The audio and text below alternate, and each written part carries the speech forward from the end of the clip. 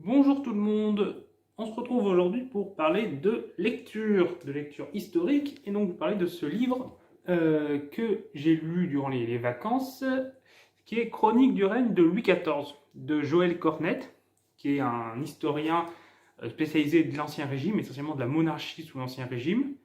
Donc évidemment, Louis XIV, c'est en plein dans son domaine d'activité, dans sa spécialité. Et du coup, il a écrit ce livre qui fait année par année. Je vais vous montrer. Par exemple, là, 1675. Vous voyez, là, il y a les événements importants de l'année. Voilà. Et ensuite, il y a, pour certains événements, un développement, une explication sur comment s'est passé cet événement, le contexte, tout ça. Et les implications. Il y a également un recueil d'œuvres qui représente, si je retrouve ça, œuvres, plusieurs œuvres d'époque ou postérieures, mais qui illustrent les événements de l'année. Vous voyez, là, il y a une liste d'œuvres. Mon problème, c'est que vous allez la voir à l'envers en miroir. Donc, pour lire, c'est pas pratique. Et il y a quelques endroits où il y a des représentations d'œuvres. Par exemple, voilà, celle-là. Pour illustrer, plus des cartes et des graphiques. Là, il y a une carte des pays de l'époque et des monarques, avec le nom du monarque qui régnait à ce moment-là.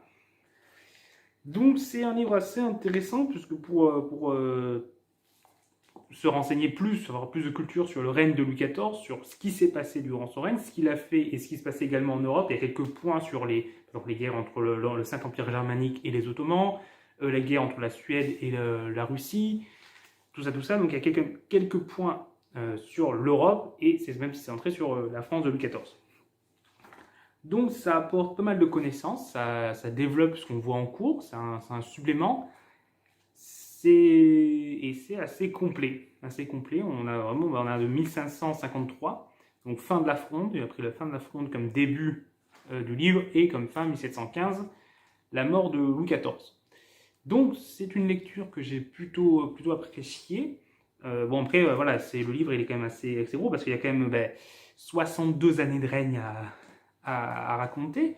Donc il y a plus de 500 pages dedans, donc forcément ça prend un peu de temps, surtout si on veut à côté parfois faire des petites recherches pour compléter, parce que tous les événements ne sont pas développés. Vous voyez, dans la liste d'événements qu'il y a à chaque début d'année, tous ne sont pas développés. Donc parfois, on a envie d'en savoir plus sur un événement qui n'est pas développé ou pas assez à notre goût.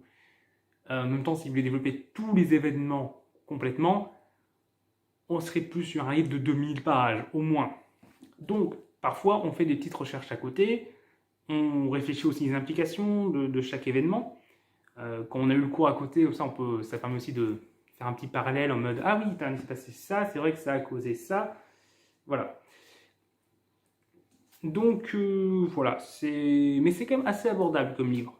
Je trouvais que, bon, j'ai un point de vue de personne qui est déjà en L2 d'histoire, donc pas complètement un néophyte, mais je pense que si on a déjà un minimum de connaissances sur Louis XIV, ce livre est tout à fait abordable. C'est au niveau accessible.